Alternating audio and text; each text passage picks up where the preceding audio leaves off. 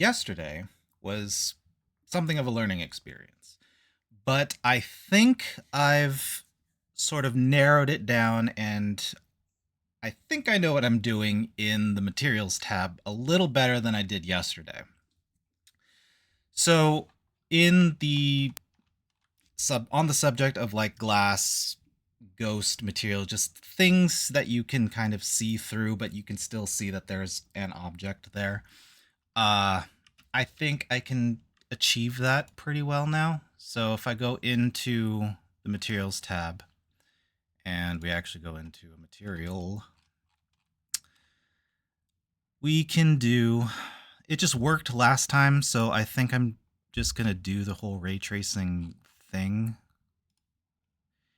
And then if we go into shading, last time I was making fun of the fact that people just use the principled BSDF to achieve their transparencies. But I was kind of curious as to like why they didn't just delete the glass BSDF in general. And the reason is because there are certain properties on it that I guess the principled can't really achieve. I don't know still. But all I know is that you can get the same type of deal. So it doesn't really look like a lot has happened yet. But if we add a floor, and then we add something to just exist around it, then we have something of a transparency, right?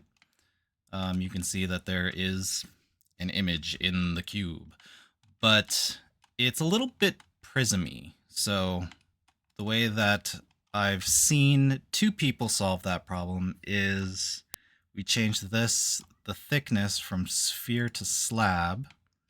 So that kind of gives us a little more detail and flattens stuff out. But we still have this prism type thing, and that's just because we're working with a cube. So let's make it not a cube.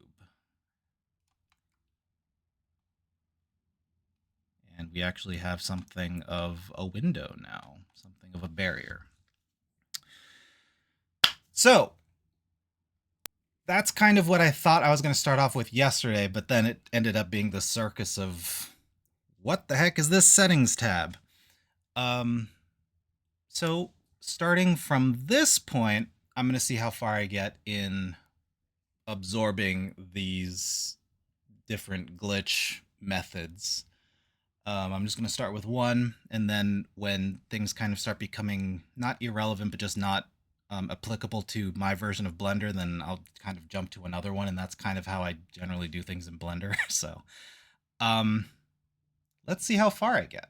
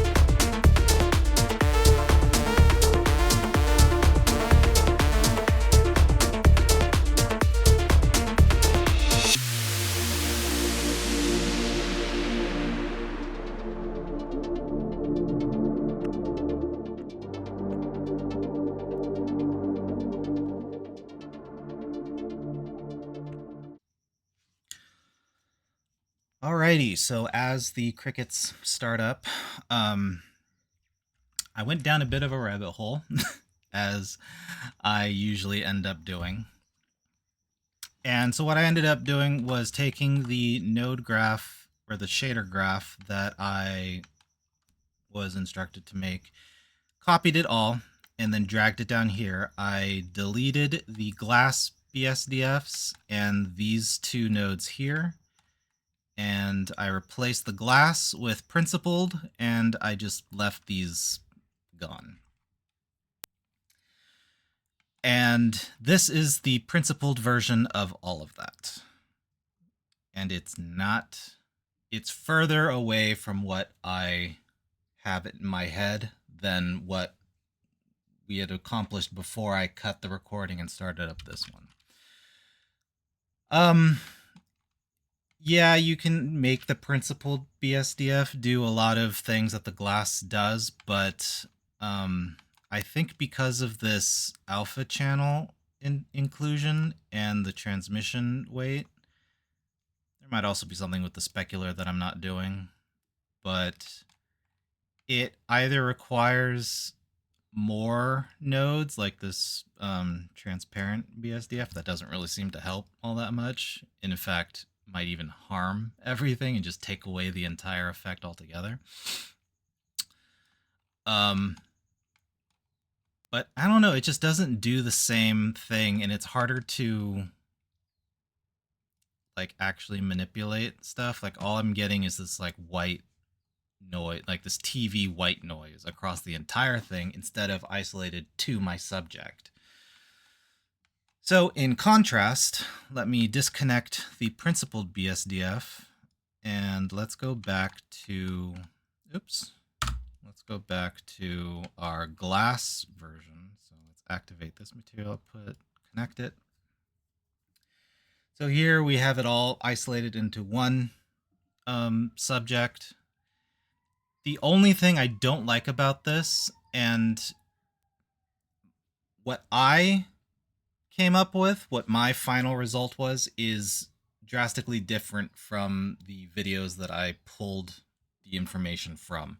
So they get nice blocky, like stretched pixels, or just pixels that are moving away from where they were originally, kind of a look. Whereas I kind of get this like disintegrating white noise mist kind of thing. So it's a lot softer. It's a lot more ethereal, I guess. So, I mean, it's a pretty cool effect, but it's not really what I was intending. I don't know what information I'm missing or what information I'm accidentally ignoring, but it's close. This is close, but it's just not quite there. It's like looking at a monkey through a rainy window pane, I think. All right, so that's going to be it for today. I'm probably not going to revisit this for like a couple days.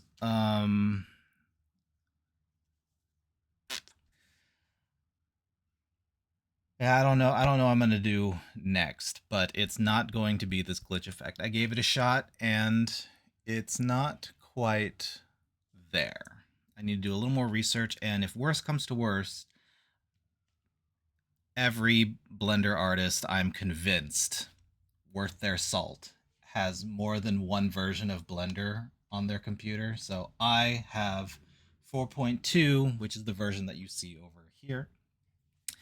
And I also have 4.1 and a 3.6 because sometimes I work with the XPS file format, and 4.1 and 4.2 do not like that file format. Hi, I never finished that thought, and I apologize. The idea is, if worse comes to worse, I go to an older version of Blender and try the same process to achieve that glitch effect there and see if I get a different result. All right, so I will leave it there for now.